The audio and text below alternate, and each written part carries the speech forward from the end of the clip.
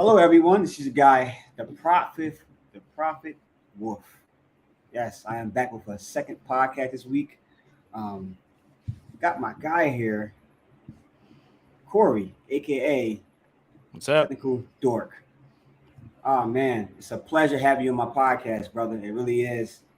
I I've appreciate you been having me on, man. yeah, I've been waiting for this for a while now. Well, I hope I don't disappoint. Yeah, nah, you won't. But, man, I'm very excited for tonight's podcast because of the topic, um, which is growth and moving forward. Because I have watched, a lot of your videos on Instagram and now on YouTube, and I'm just amazed because it it not only inspired me, but it inspired others, in my community, in the MagFed community, which is because in the MagFed community we are looked at as a realistic, of what Mhm. real life is, and so when we watch videos like this always encourage us. It always put us on the map, and we just love it, bro. We love it so much, man. I I appreciate it, man. Like, I don't know, like the response to everything, especially recently, it's been a bit overwhelming. Like, it's crazy. It's nothing I was ever trying to do necessarily. It's just something I kind of fell into with the film stuff and the airsoft stuff and all that stuff. It all came together at the same time. But it's cool because it's put me in a place to be able to come on stuff like this and talk about stuff and reach out to a much wider community outside of just airsoft. That's the best part about it. Okay, real quick, man. Before we even get started on anything, questions or to the topic, where did the name Technical Dork come from? uh I don't know, man. I honestly just was trying to think of something that describes me in as short a word as possible. And tactical wasn't available, so why not just make fun of ourselves and call ourselves tactical? Because I'm very self-deprecating, man. I make fun of myself probably more than anybody should. But I'm a nerd for the most part. I kind of walk that weird line that a lot of veteran airsofters walk, where we're into a lot of nerdy things. Yeah. It's anime, it's video games, cards, whatever. Art, in general is kind of looked at as a nerdy thing to be into. But I also, I come from the military. I come from law enforcement, so I do all the tactical things also. So it just kind of merged those two things together, I guess. Wow. Because okay, so talk to me more about the military, the airsoft, the long. Like, just talk to me more about the life of this. What growth came out of all this. Like how I got here. Um, Yeah, the mindset, everything, all that. okay. Yeah, All right. I didn't come from a family of artists, so I was always kind of like I was an oddball. I was really into the arts, mostly sketch, animation, stuff like that. Digital art came much later because digital art wasn't a thing when I was a kid. Um, but that was always kind of my passion, was being an artist. Then my junior year, 9/11 happened, and like me and probably half of my class signed up to go into the military. So during that 4 years, I was in the infantry, active duty with 101st Airborne. I deployed twice, and it was just like 4 years of my life that was just consumed with all that, the tactical stuff, war, combat, blah blah blah, and art kind of was on the back burner. And even after I got out, I really didn't pick it back up, like, at all. And then I got into law enforcement in 2012. So I'm going on 11 years into that. And in 2017 or 18, I think it was 2018 maybe. I don't know. I started picking film back up and just dabbling in it. We got a call because we're a bunch of airsofters. I'd been playing airsoft since the day I got out, 2007. yeah. Um, but an airsoft buddy of mine called me and was like, "Hey, they need extras for this film that they're filming in Oklahoma City." So I was like, "Yeah, cool. Why not?" I've always been into film from like a technical aspect. Like I enjoy what's going on behind the scenes. Never worked on a set, never made a movie, never did any of that stuff. But, you know, I would always watch the behind the scenes, and I enjoyed that part of it.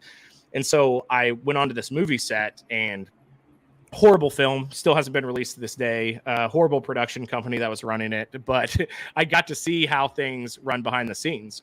Yeah. And it kind of started right there because I was looking around at the props that they had brought onto the set, and they were god awful. They were terrible. Stuff you would see in your like D-level non-Hollywood films where they're not even trying to look like they were ever in the military or anything like that. Yeah. And it kind of like sparked something where I was just like, man, I have access to this entire community of people that are walking around with thousands of dollars worth of gear, realistic looking weapons. Half of them have training, you know, half of them are veterans. We could do this so much better. Yeah. And it's actually a funny story. The guy they had on there as a military consultant was actually like absolutely lying about his resume. He said he was in Ranger Bat and all this stuff going back to like Vietnam. And all the stuff he was saying just didn't make sense. And the tactics he was teaching was like, oh, no. If you want it to look real, you take the buttstock and you put it underneath your arm.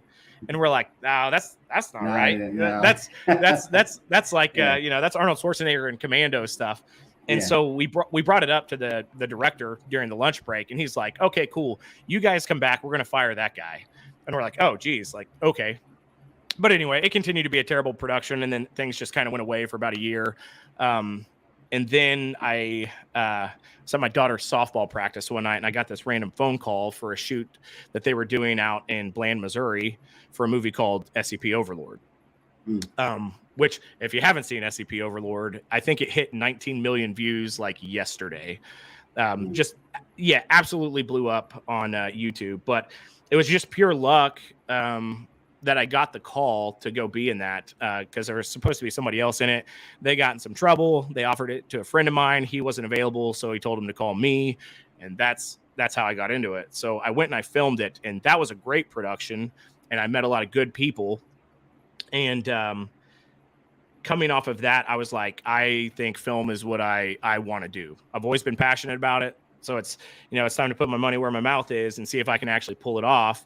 And that's what led to Siege, which took 2 years to get out, but it actually released about 5 hours ago.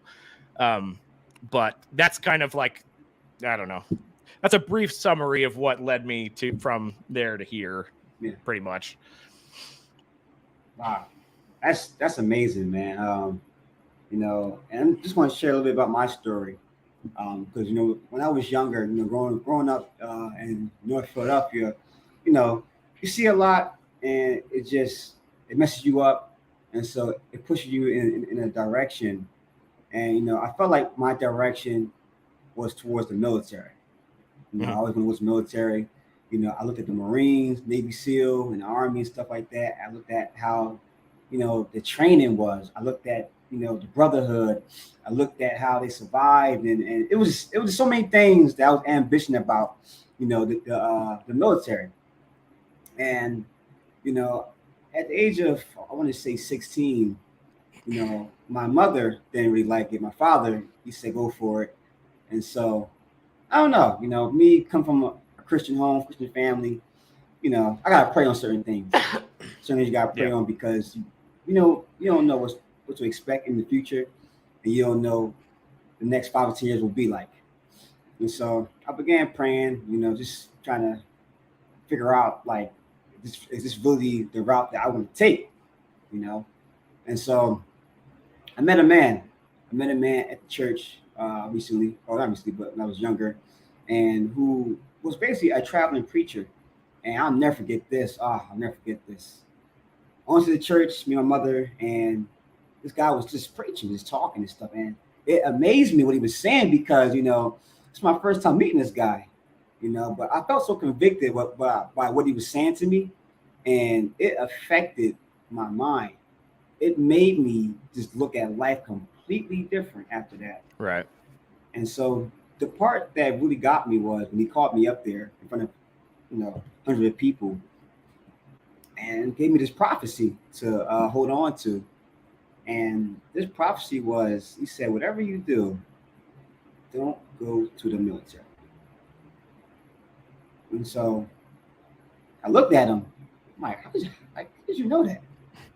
Like, did my mom talk to you or something? You know, that's going through my mind.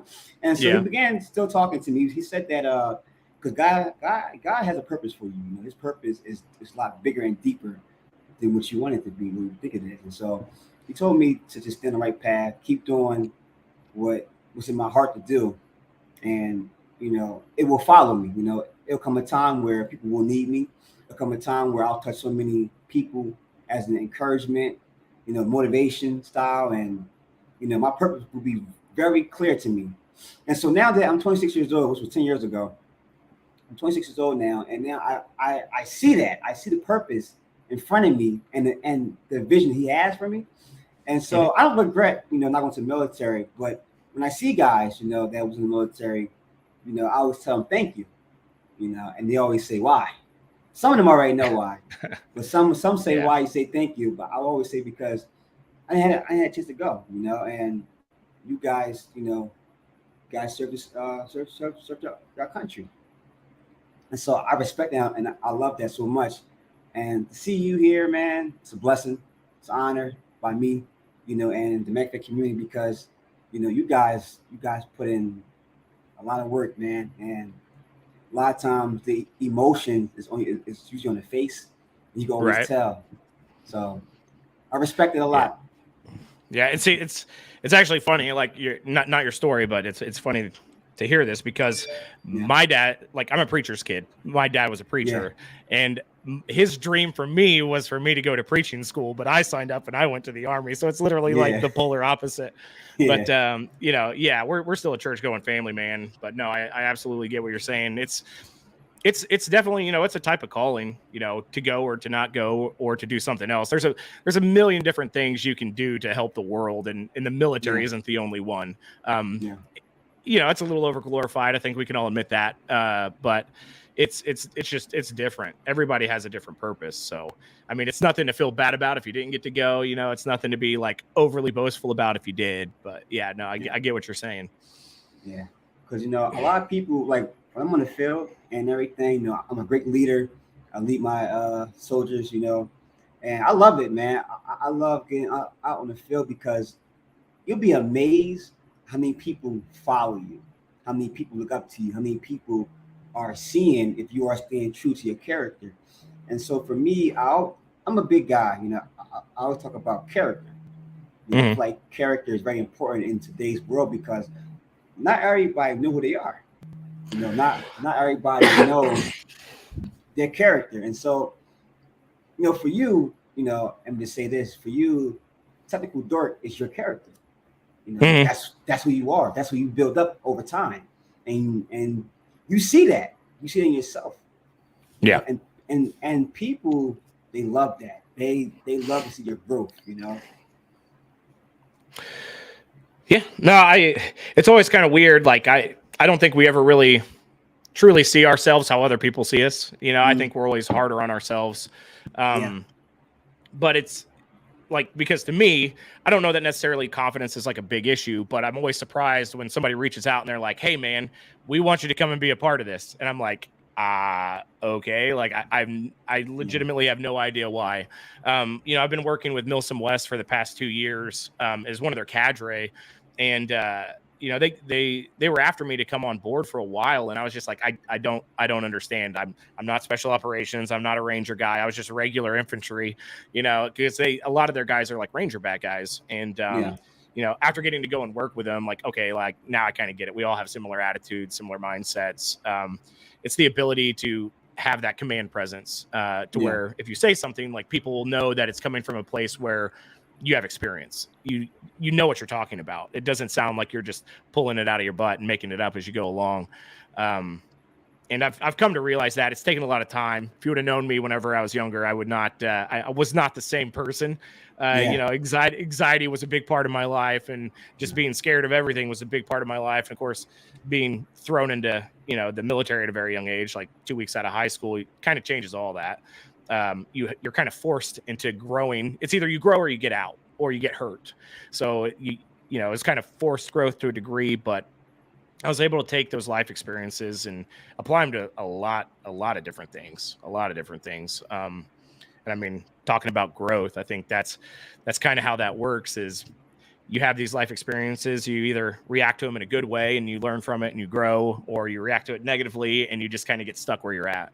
And so, the military provides you with, an endless amount of those opportunities for growth, but also an endless amount of opportunities to screw it up and get yourself in trouble, get yourself hurt, or just get out and have a ton of other issues. I think, look at mental health, a lot of guys that went and they dealt with that stuff. They either dealt with it incorrectly. They didn't seek help, or they resorted to drugs or alcohol or whatever, like you have to be able to look past that. You have to be able to just grow, move on, talk to people, get help, or find something to latch onto. Like maybe that's what this whole art thing has been for me, more than anything. It's just, that's my therapy.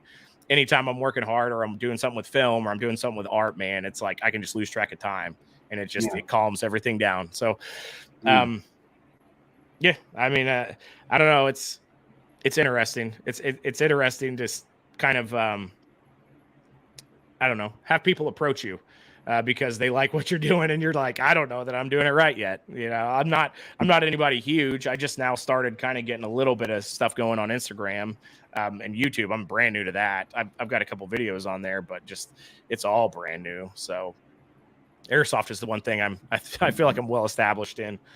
But the amount of work that you do, the amount of people that see it, how do you feel? Like what motivates you, to wake up and just get up and just do it?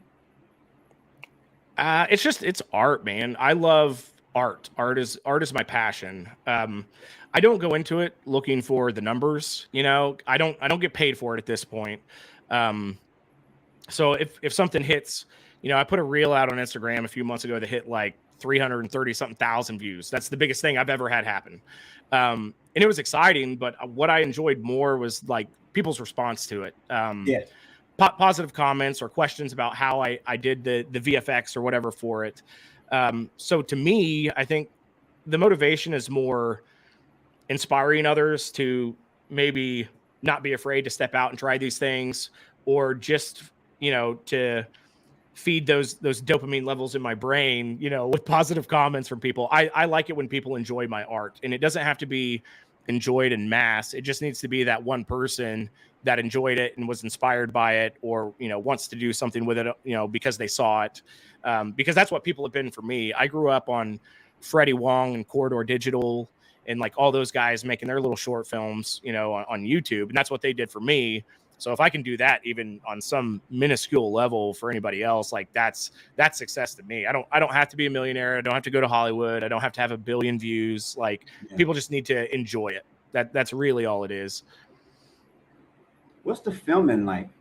I see a lot of films, and I know this film put a lot of work into it. What's the mindset like? What's the energy like? Just doing these films. It's absolutely insane, man. At the very least, on a real film set, you're working 12-hour days. So you're 12 hours on, 12 hours off.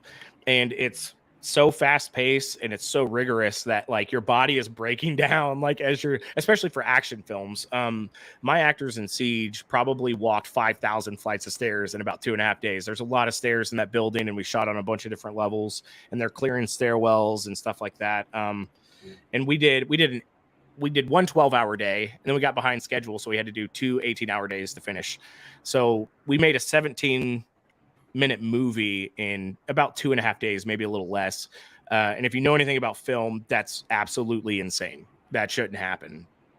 To put it into perspective, we shot 12-hour days, sometimes longer, for 5 days for Overlord, and it was about 30 minutes long. So we got half that in less than half the time.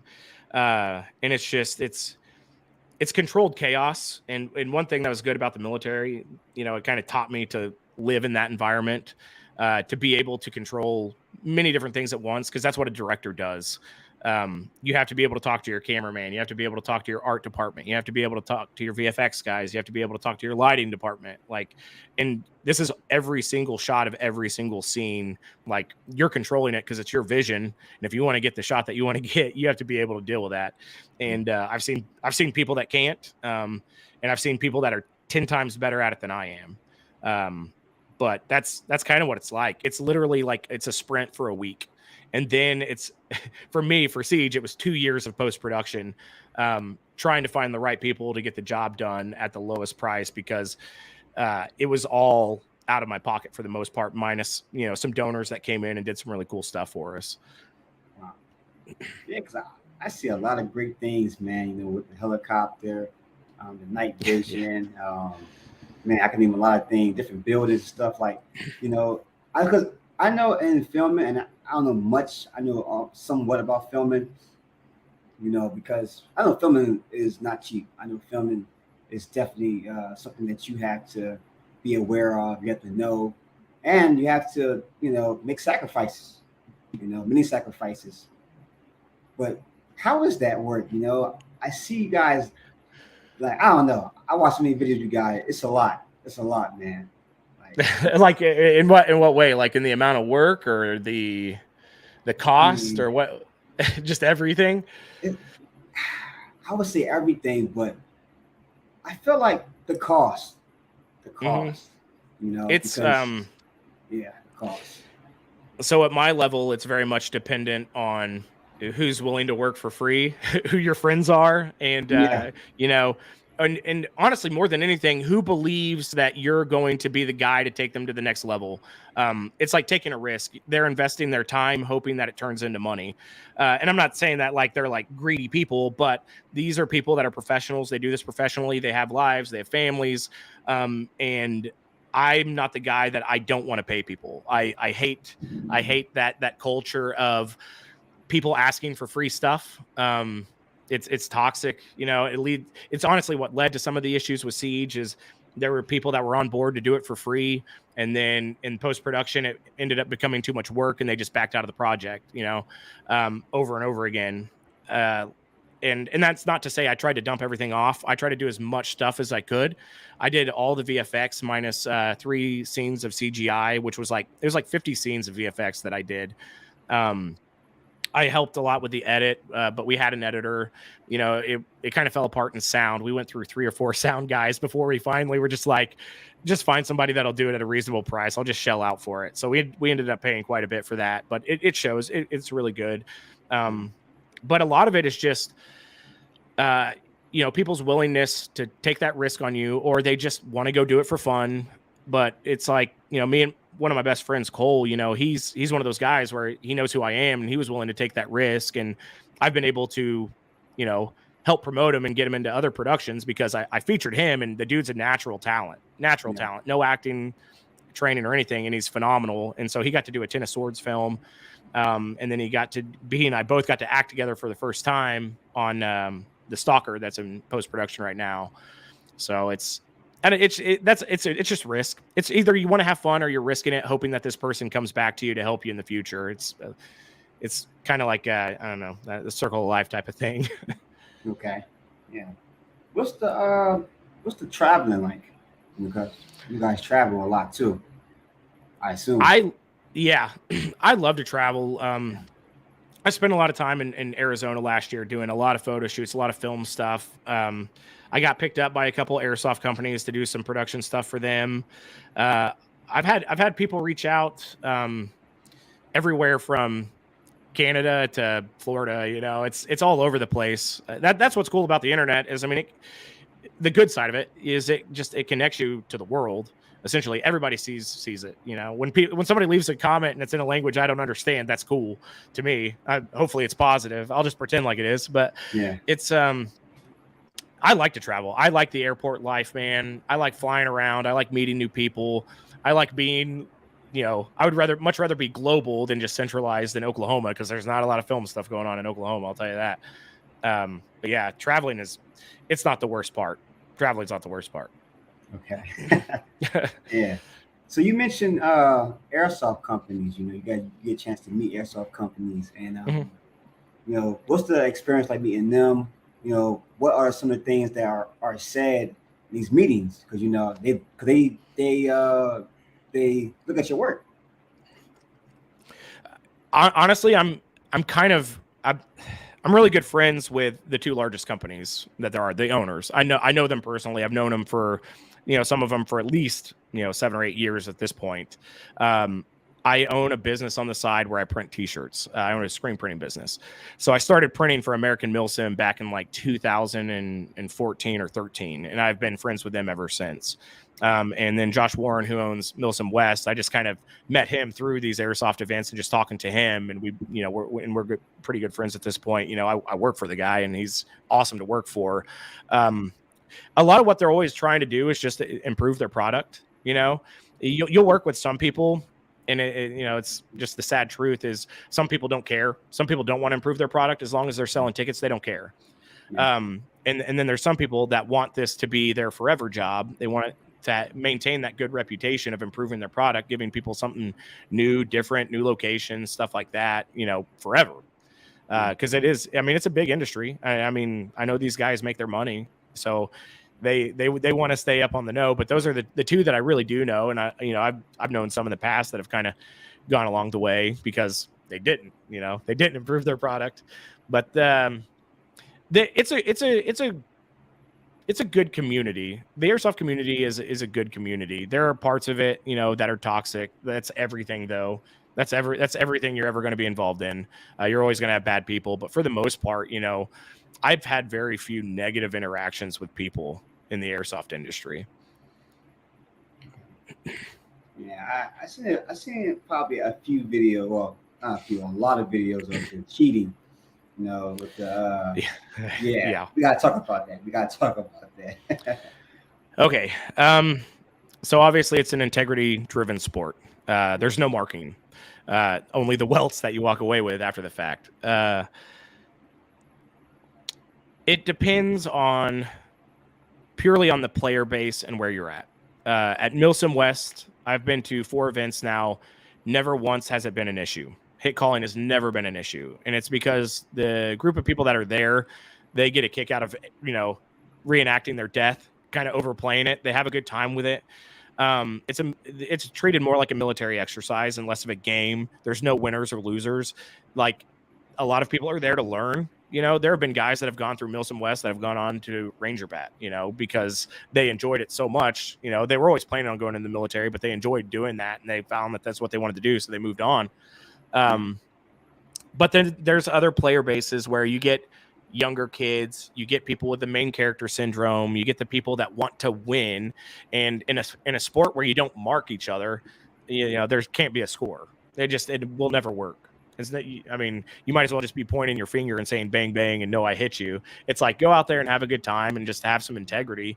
But unfortunately, integrity is not like a very common value these days.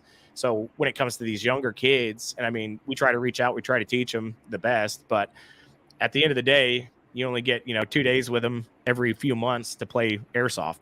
So they're going to bring the personality they have at home, at school, around their friends. They're going to bring that onto the field. And if they think they're the coolest guy, they're the main character, they never lose, they can't lose, they're going to win this game.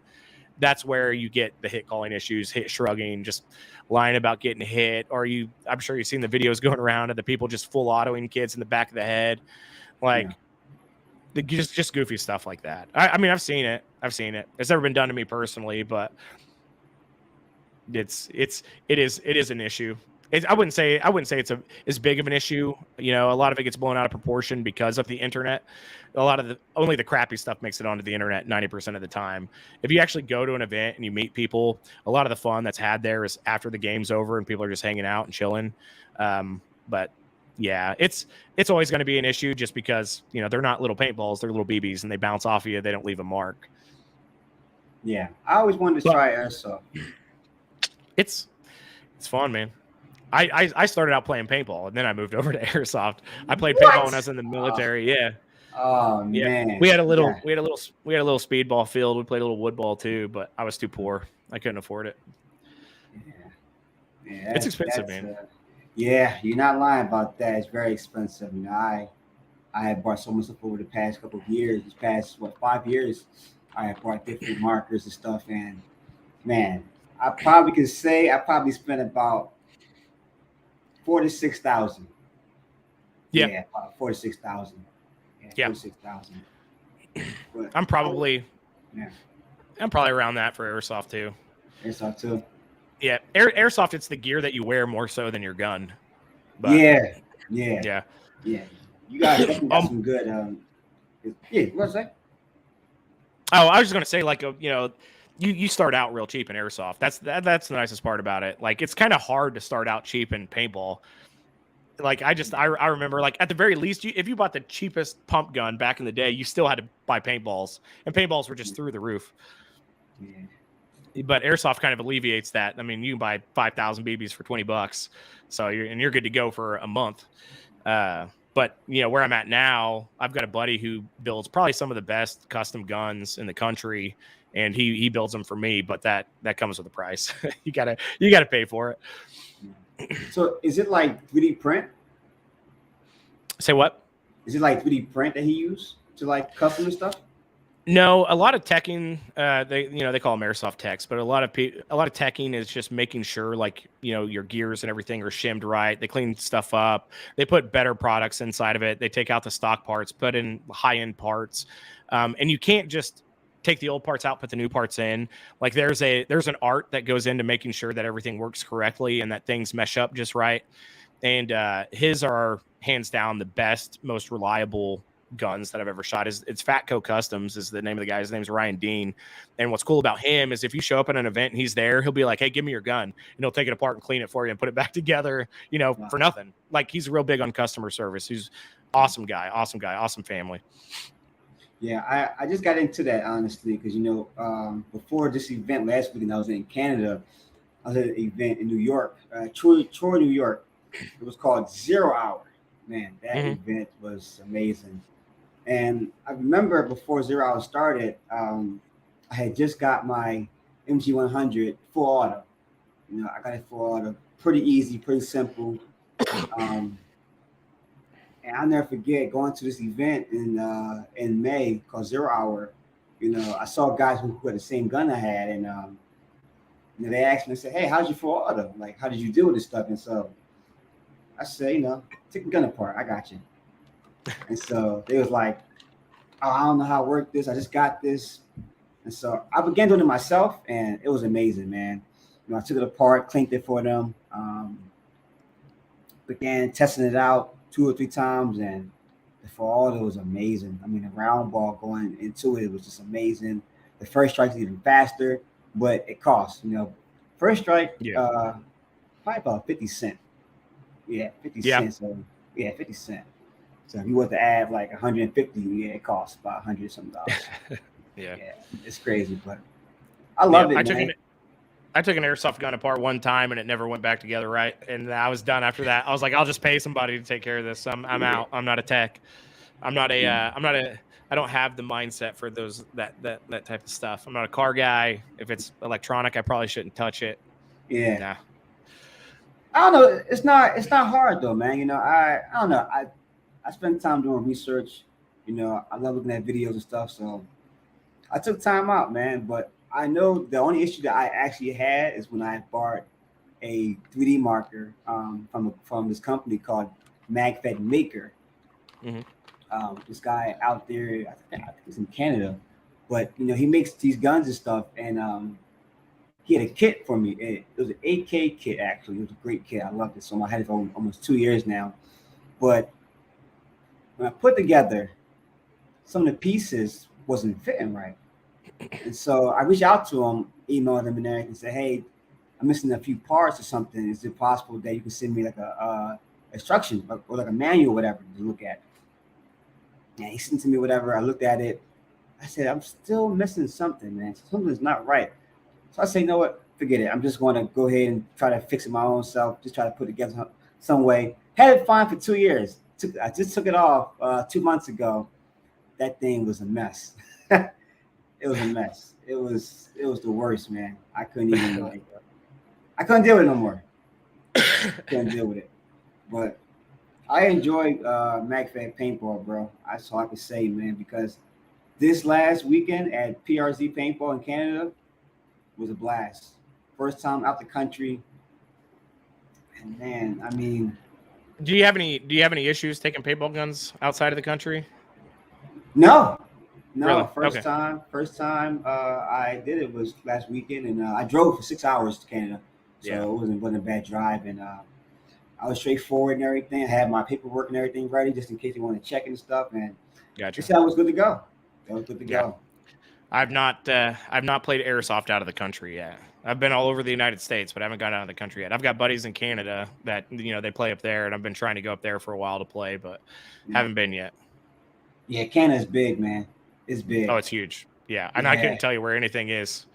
Yeah, me either. Like because I'm well known in my community. They call me the Prophet Wolf.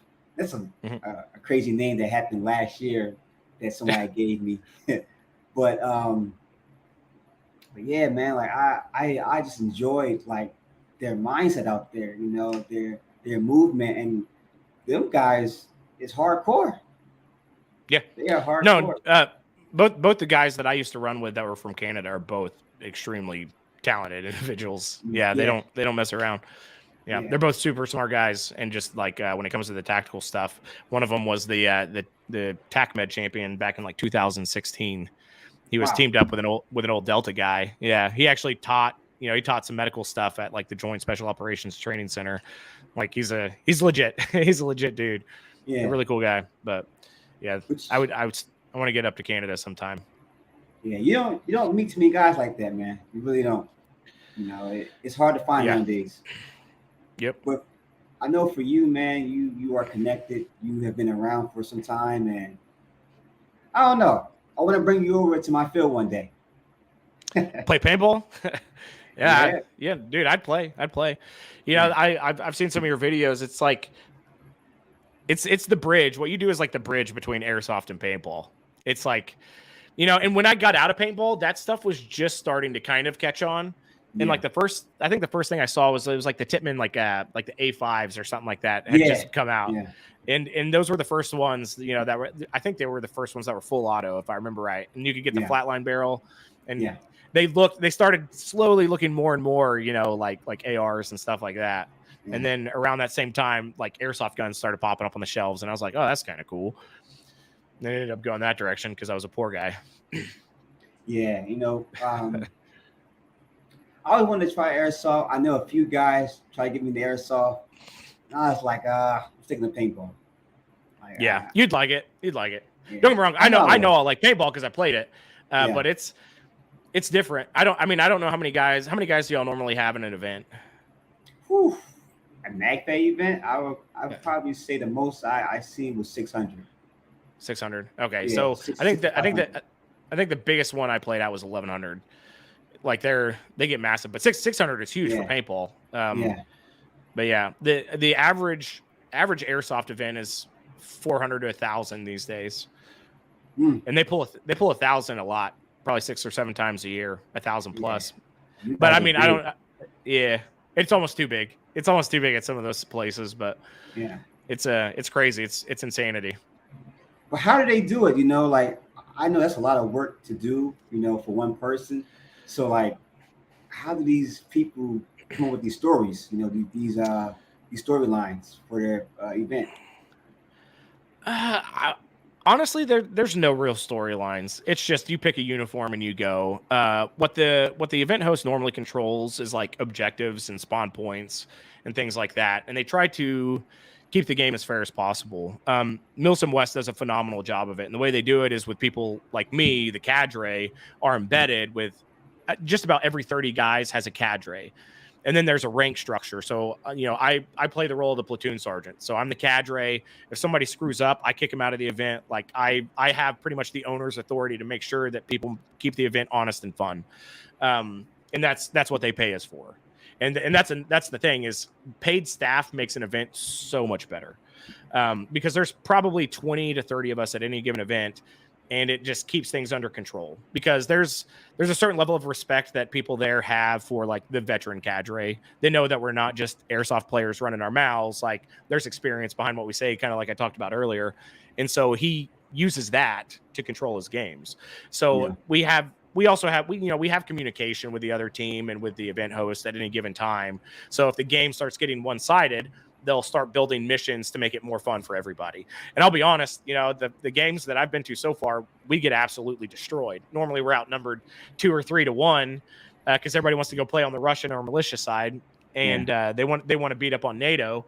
And dude, it's just as fun getting your butt kicked at those games than it is like ambushing somebody. It's a really good group of people, and everybody there is respectful. Everybody has a good time, but it's controlled by the cadre. That's how the game is controlled. American Milsim's a little bit different. They have some in-game admins, but they have like a staff that's not in the game. They're just out there with red shirts controlling it, kind of like your regular airsoft field, and that's how they control the game. They just started implementing ATAC or GOTAC, which is like the satellite imagery stuff, so they can kind of control it better. I haven't been to a game since they implemented that, so I can't attest to whether or not it's helping or not. Wow, man, I'm not gonna lie, I have so many questions for you. I have so many questions for you. Shoot, man, go ahead. Okay, so all right. First question is, okay, so wait, all right. You can get my mind right. Because I know for me, even though I've been in the paintball game for 5 years, I just started looking into events. My first time I'll be a general. I'll be a general for an event called Winter Brawl, and so I don't know. Like I'm trying to focus on the people, and the event, and how I could better it, how I can make more things happen, So for you, who already had that experience, like how do you maintain that? Like how do you maintain, what's going on? How do you maintain the event? How do you maintain, the people in the event? Okay, so is this your event, or you're just the general at somebody else's event? I'll be a general for an event. Yes. Okay. All right. So what's always worked for me as far as like maintaining people's motivation, to kind of keep playing, keep the game going, keep morale up. Morale's a big thing. It's just being chill, being positive. You have guys that get into like that shouting mode, where they can't really separate, this fun game that we're playing from the military. Yeah. And we're trying to keep it as realistic as possible, but there's really no point in ever getting to that level.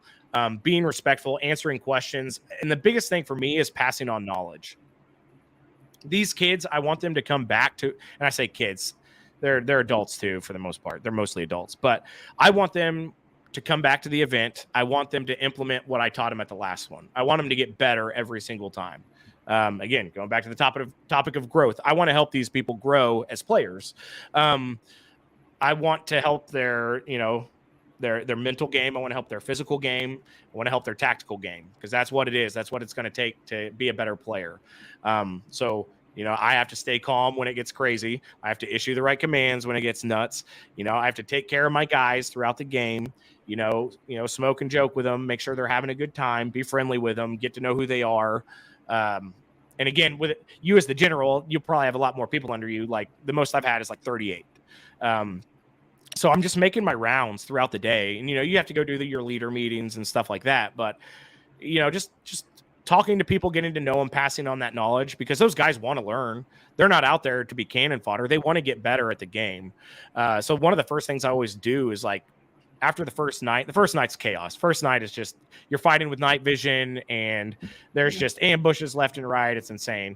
But when we get up the next morning, I try to get my guys up early and get them into an open field and start teaching them battle drills, which is just like your simple ambushes, react to contact, how to move correctly across an open space, wedge versus file, when you would use one or the other, how to react to contact from those, formations.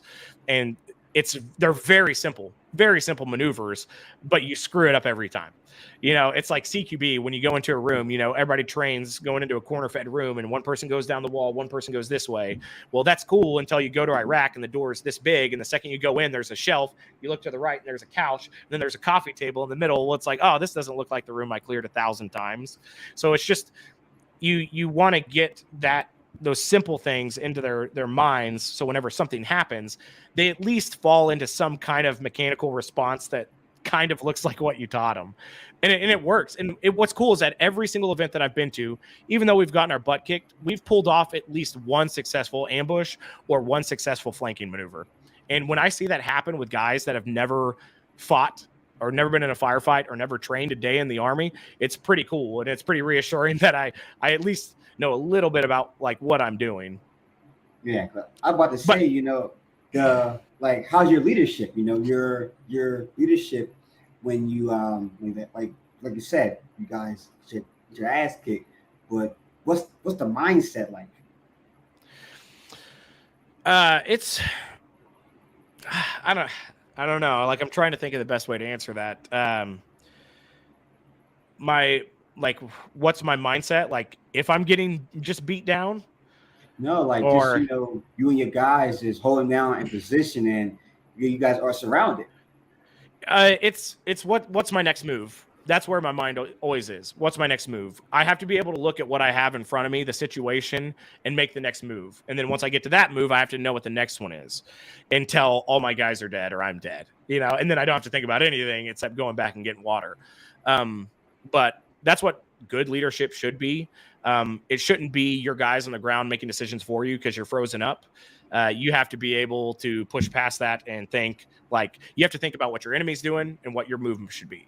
That's where my mind always is. So if I see a line of guys coming this way, coming straight at me, I want to push my guys in the opposite direction, left or right from where they're moving and try and sweep around them. Because the only way you're going to beat that is a flank is the only thing that beats a flank. You have to outflank them, and you just keep flanking and you keep flanking and you keep flanking until you've wiped them out, until you get around them, until you get their weak side. But you have to pay attention to what they're doing too. So it's just, you have to be, it's asymmetrical warfare. You have to be aware of what's going around you 360 degrees every single second of the game. It's just a heightened level of awareness that, comes with experience. Okay. What's the most difficult situation you've been in, when you and your guys are fighting? At a Milsim event? Yes, sir. I'm trying to think. The first one I went to, I didn't have any night vision, and so I got mopped up at night. I couldn't see what was going on. Trying to think. Okay. This is kind of funny. So the last event I was at, there was a group of guys, and their kit is based off of the Italian military. So as a joke, they bring these mountain meals, the boil in a bag meals, but they all bring spaghetti. And on one of the days, they all have this big spaghetti dinner. And this was the first event where I had been told, hey, your PL, he's a non-paid player, but it's somebody who wants to volunteer for a leadership position. So they're in charge of delegating to the guys as well, and they come to you for advice. So I would allow them to make mistakes. I'm not going to let them hurt themselves, but it's I'll let them make the wrong decision so that we can talk about it later and get better. But he also has the opportunity to make that decision. I don't want to hold his hand. So anyway, he decides, we just had this big firefight. We all regroup, and he decides, it's the middle of the day. Let's have this big spaghetti dinner. So all the guys start busting out their spaghetti, and I'm talking to one of the other platoon sergeants, one of the other cadres, a guy named Anthony, who's a friend of mine. And in the distance, he taps me on the shoulder, and he's like, "Hey, man, you see that?" And I was like, "Yeah, dude, I see it." We could see the whole other team just sneaking tree to tree in the woods, 100 guys. And our guys are just sitting there eating spaghetti, smoking, joking, not paying attention. We told them, get security out, and they didn't put out security.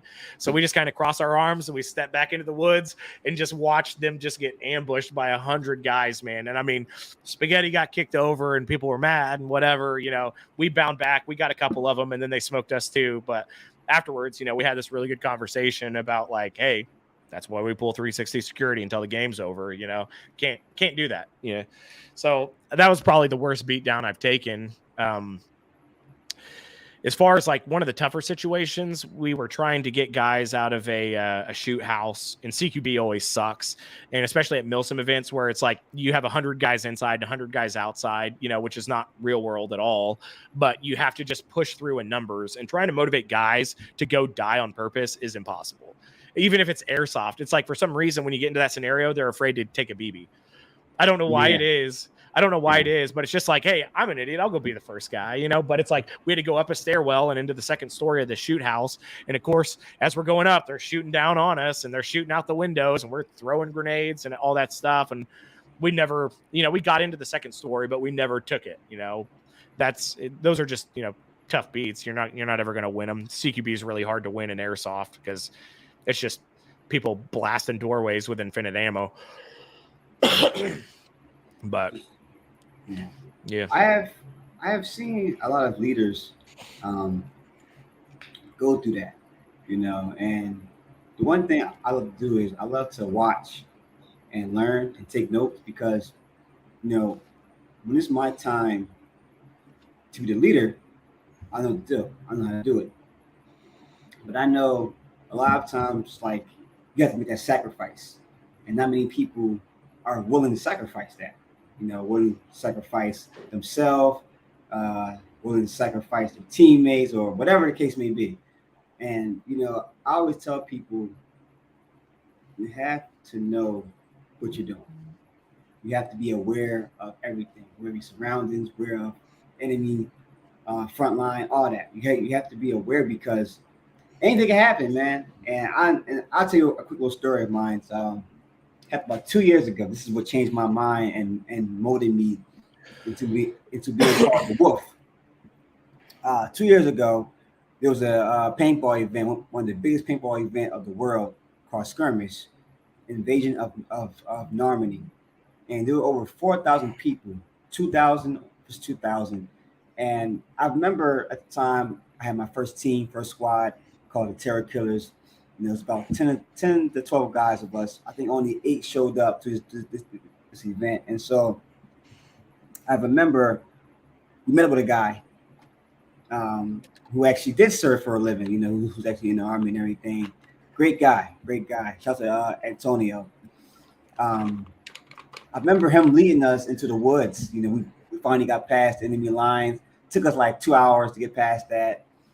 Now we're finally in the woods, and now we're looking for objective. We're looking for people and stuff.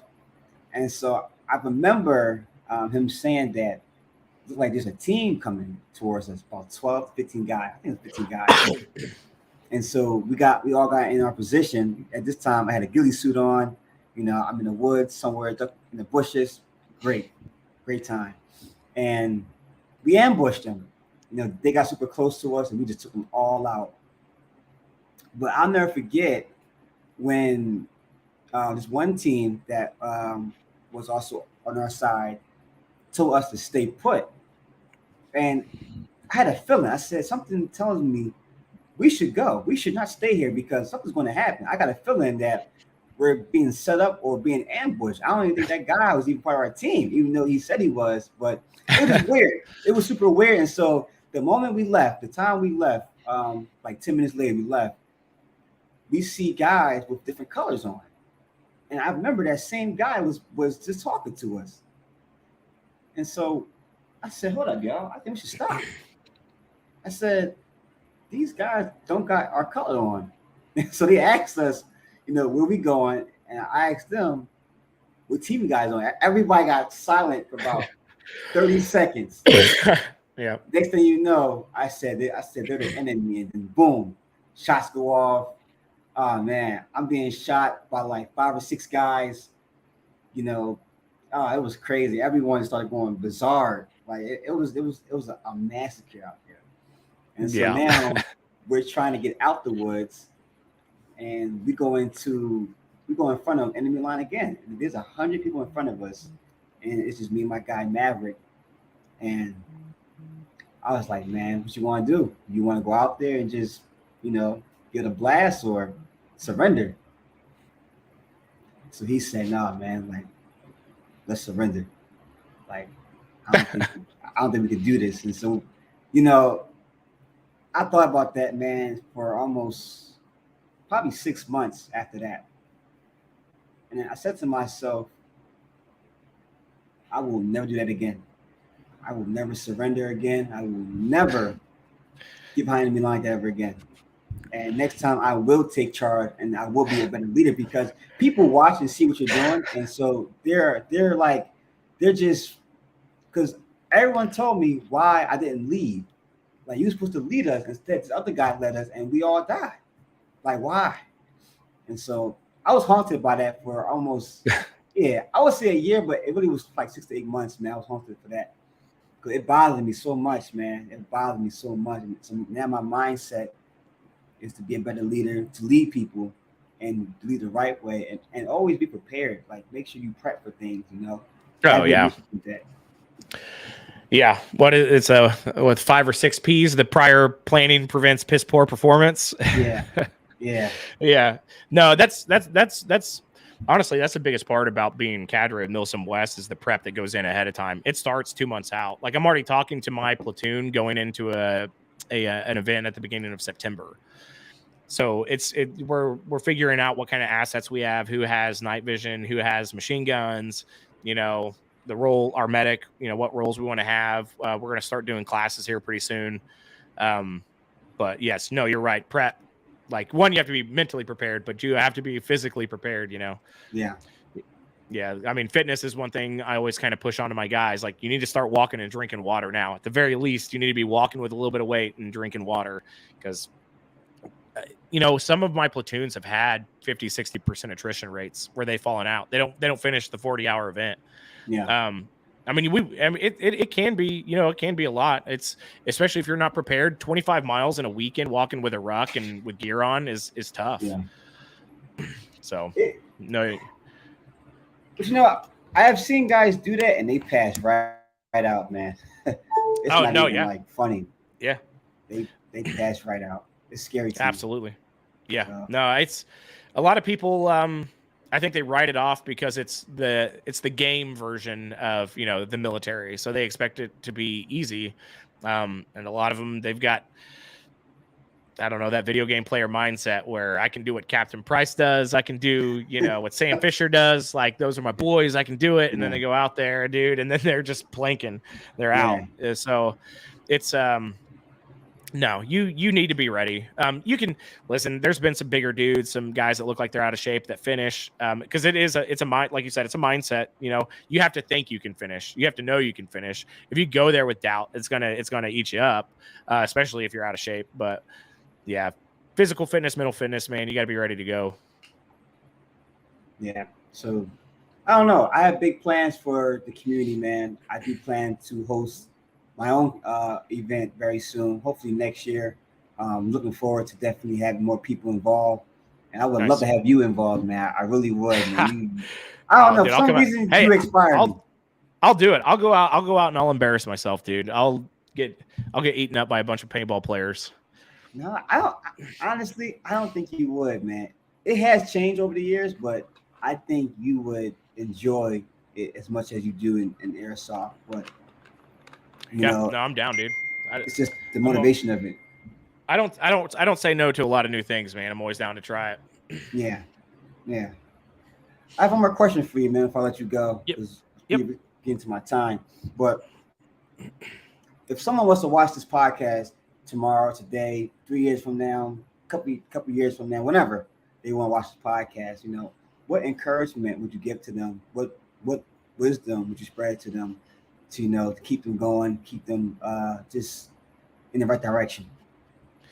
Man, that's a big question. Honestly, it's if you're nervous or worried or doubting yourself when it comes to like whatever your talents are, don't just take that risk and put it out into the world.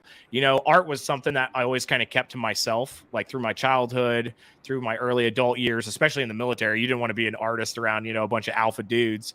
And so that part of me, like I pushed that down, and now that's what I'm known for the most, I feel like, is for the films, my digital art, you know, my screen printing company. So just know that even if it's not respected where you are now, it will be in the future. Just keep keep grinding along, keep doing what you're good at, and find a way to market it, you know, to put it out there, inspire people with it. Don't be afraid to take a risk. You know, I've always been told, you know, the only bad movie is the one you don't make. So put it out there, because there's always somebody that's going to enjoy it. Doesn't matter how bad it is. There's always going to be that one person that enjoys it. So get it done, put it out there. Don't keep it to yourself. Like, art's for everybody. Amazing, man. Very amazing. Very honored to have you on my podcast, man.